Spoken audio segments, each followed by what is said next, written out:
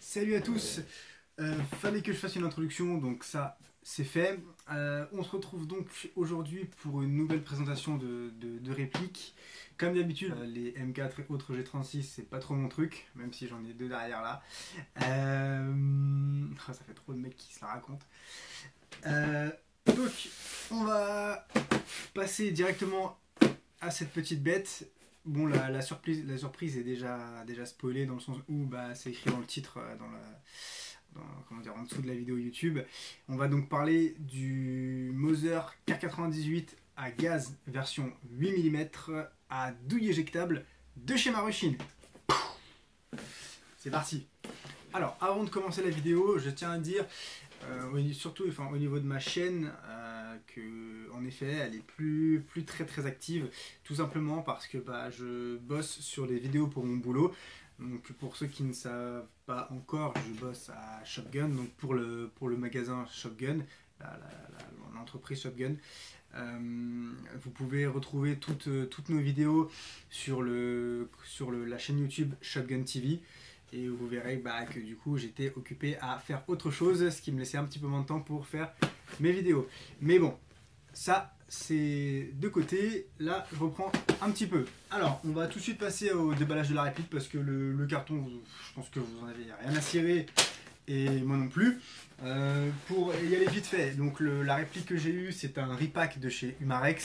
Bon, il faut savoir que Umarex, ils n'ont pas fait grand chose dessus, mis à part apposer leur marquage sur la notice et sur le carton. Donc c'est plutôt cool parce qu'il y a un gros logo Maruchin en plein sur la réplique. Mais bon, ça on va le voir tout de suite. Donc le carton, on le dégage. On va avoir le petit Made in Japan qui se trouve juste ici. Hop. Hop, ça va aller devant. Donc, la superbe notice en papier mâché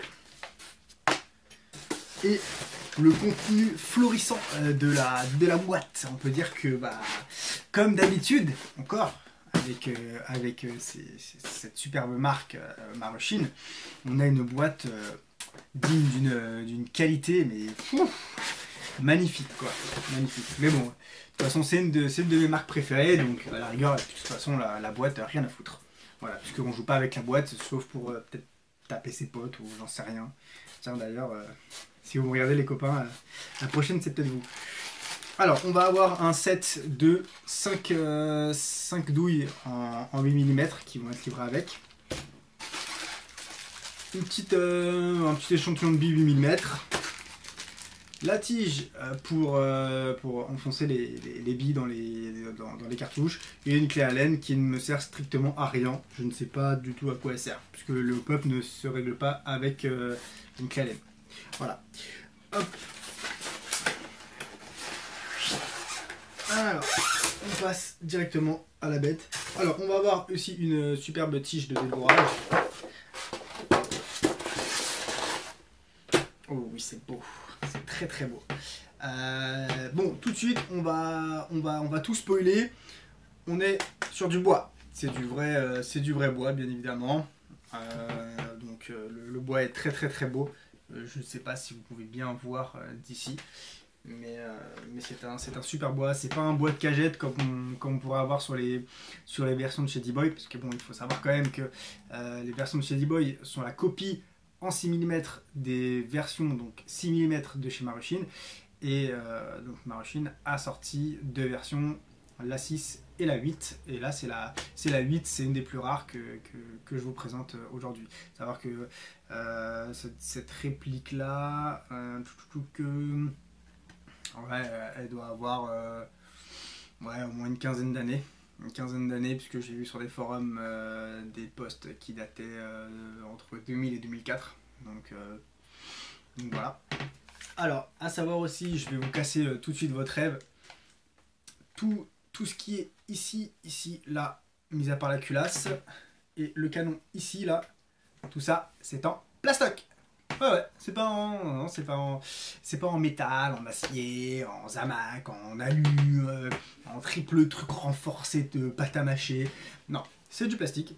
Donc de toute manière, Maruchin ils font ça souvent, hein. Mais du coup voilà, je vous l'aurais pas dit, enfin même moi, sans l'avoir vu sur une autre vidéo, je l'aurais pas remarqué. Enfin, j'avais déjà tiré avec, et c'est juste en ayant vu une autre review sur une autre vidéo que ah oui, en effet c'est du plastique. Et puis en le démontant aussi, en démontant j'ai vu que c'était du plastique. Mais bon voilà, là de base, honnêtement, on s'aperçoit pas que c'est du plastique. Après la culasse va être en acier. Ça par contre c'est que de l'acier, donc c'est pareil, on n'est pas sur du Zamac de chez D-Boy, donc alléluia.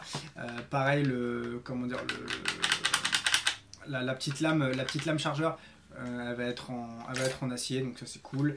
Le pontet est en plastique, la gâchette est en acier. Et puis après, on va avoir les anneaux de fixation du Moser qui vont être en acier. Donc ça c'est de l'acier, ça c'est de l'acier. Et on va avoir la mire avant qui va être en acier. Et ça, ce n'est pas de l'acier. Ça, je pense que ça doit être de l'alu, un truc comme ça. Voilà. Hop. Alors, donc, c'est une réplique à gaz, comme je l'ai dit. On va faire des petits tests chronie qui vont vous donner tout de suite la puissance. On reste dans les puissances réglementaires. Pour y aller franco, le gaz se met dans la culasse. Alors, c'est tout con. Tac, on secoue la bonbonne, un peu de gaz. Hop. Alors, la charge en gaz n'est pas très importante. On fait à peu près 3 très bonnes séries, donc sans perte. Et puis la quatrième, on commence à perdre beaucoup. Ouais, même je crois qu'on la finit pas. Hop. Alors, au niveau des marquages, par contre, la Maruchin, ils ont un peu chié dans la colle. Ils restent très simplistes. On va avoir les petits marquages Maruchin qui vont être ici avec le modèle 98. Sur le côté ici, on va avoir le calibre 8 mm, enfin les marquages à la Umarex. Et on va avoir aussi des marquages Umarex très discrets sur le côté là, sur la pièce qui permet de retirer la culasse. Voilà. Donc, mis à part ça, on n'a rien d'autre. Rien d'autre, même le butt pad, on va avoir un petit sigle, mais on n'a rien de. Voilà, on n'a pas de marquage. Voilà. Pour ce qui est de la mire, donc la mire comme le vrai Moser, elle va se régler de 100 à 1800 mètres. Vous pouvez aller jusqu'à 2000, mais enfin, voilà quoi. Voilà 2000. Donc qui c'est qui tire à 2000 quoi. Donc pour moi on va dire 1800 mètres. Il y a donc cette réplique là, je l'ai eu d'occasion. Il y a juste une seule pièce que j'ai changé dessus, c'est la vis ici. La vis là n'est pas d'origine, c'est la pièce qui permet de maintenir le ressort pour refermer l'œilleton. Après, comment dire, sinon de base, la réplique elle tirait pas très bien. Je m'en suis tout de suite aperçu quand j'ai tiré, les billes elles partaient à droite. Donc je l'ai démonté entièrement de A à Z. Alors j'ai oublié de prendre des photos, j'ai pris juste une seule photo quand je l'ai démonté et je vais pas la redémonter parce que c'est assez chiant à redémonter. Donc je vais vous balancer la photo. Il faut savoir que au niveau du hop-up, on n'a même pas de bloc hop-up. C'est vraiment comment dire, une petite pièce en caoutchouc. Un petit bout de caoutchouc en fait, avec un trou dans le canon. Et du coup le bout de caoutchouc vient appuyer dans le canon grâce à la petite vis de réglage au pop qui se trouve juste ici là. Donc en fait la vis vise directement sur le petit truc en caoutchouc, la petite pièce en caoutchouc, et après qui elle appuie sur la bille qui passe dans le canon. Donc moi ce que j'ai fait c'est que vu que la pièce en caoutchouc je peux pas vraiment la ravoir et que de base elle était un petit peu abîmée, j'ai rajouté une petite pièce en plastique qui vient entre la vis et le petit bout de caoutchouc, ce qui permet que la vis vienne visser directement la pièce en plastique et non pas le caoutchouc lui-même. Voilà. Sinon, malgré qu'il soit un petit peu usé, il est très bien habillé. Là, moi j'ai tiré avec de la 0,34 g. La bille, elle monte, je suis même pas à la moitié du hop-up, la bille monte, donc voilà, sans problème. Alors en termes de portée effective de la réplique, on tape à peu près sur une trentaine de mètres. Donc ça reste peu pour une carabine. Maintenant, pour un snipe 8 mm, ça reste bien, parce que même mon Garand 8 mm, je crois qu'il tire pas aussi loin. Donc voilà. Par contre, sur le 30 mètres, on est bien précis, la bille va bien droit, il n'y a aucun problème. Pour ce qui va être de la sécurité. Alors il faut savoir que sur le vrai Mauser, vous avez deux sécurités. Vous avez la première qui est ici et qui permet de percuter à vide. En fait, vous ne pouvez rien faire. Mais par contre, comment dire, le levier de culasse est amovible. Sur celui-là, il n'est pas amovible. Et après, vous avez la deuxième sécurité ici qui vient bloquer le levier de culasse sur le vrai, hein, toujours je parle, et qui se met en sécurité ici et vous ne pouvez pas percuter. Donc sur celui-là, la sécurité qui est juste là ne sert à rien. En fait, c'est soit vous vous mettez en mode de tir, soit en sécurité. Basta. Ok. Pour ce qui est du chargement des douilles. Alors, là, c'est là où on va commencer à kiffer le truc. Alors, le petit truc qui va changer, c'est que le clip pour chambrer les douilles, qui d'ailleurs n'est pas obligatoire, c'était celui-ci d'origine, mais vu qu'il tangue beaucoup et que les cartouches ont du mal à rester dessus, moi j'en avais déjà un vrai en surplus qui était chez moi, qui me servait à rien, sans les balles. Il y avait juste le petit clip et du coup je m'en suis servi pour mettre les fausses. Voilà. Donc on a un vrai clip avec des fausses douilles. Donc ça fonctionne comme le vrai. On va pouvoir ici amener grâce au petit guide les douilles, clac, et une fois qu'on va avoir les douilles, on les met toutes direct. Hop, on dégage le clip et on chambre. Voilà. Donc ça reste plutôt intuitif, comme le vrai en fait. Par contre, je n'ai pas retrouvé d'autres douilles sur le net. Après, je pense que ça risque de faire mal niveau prix. Donc moi, pour une réplique de collection, je vois pas l'intérêt d'en racheter d'autres, sauf si j'en perds une. Mais là, si j'en perds une, je pleure. Je pleure carrément. Et puis après, on va voir donc le système d'éjection des douilles. Oh, le truc merdique quoi. Je pensais que ça allait sortir comme ça. C'était vraiment... Voilà, tac. Voilà. Donc voilà, franchement le système ultra réaliste, on peut pas faire mieux. Bien évidemment, on peut aussi les chambrer une par une ou carrément les chambrer directement, hop, en dessous et après on appuie, on passe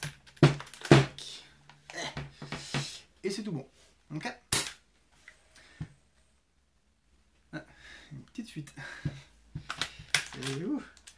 On va passer tout de suite au test de tir. Comme ça, vous allez voir un petit peu ce que ça donne, même si j'ai pas beaucoup d'espace pour tirer. Voilà, vous allez pouvoir voir un peu le fonctionnement en réel des douilles. A tout de suite.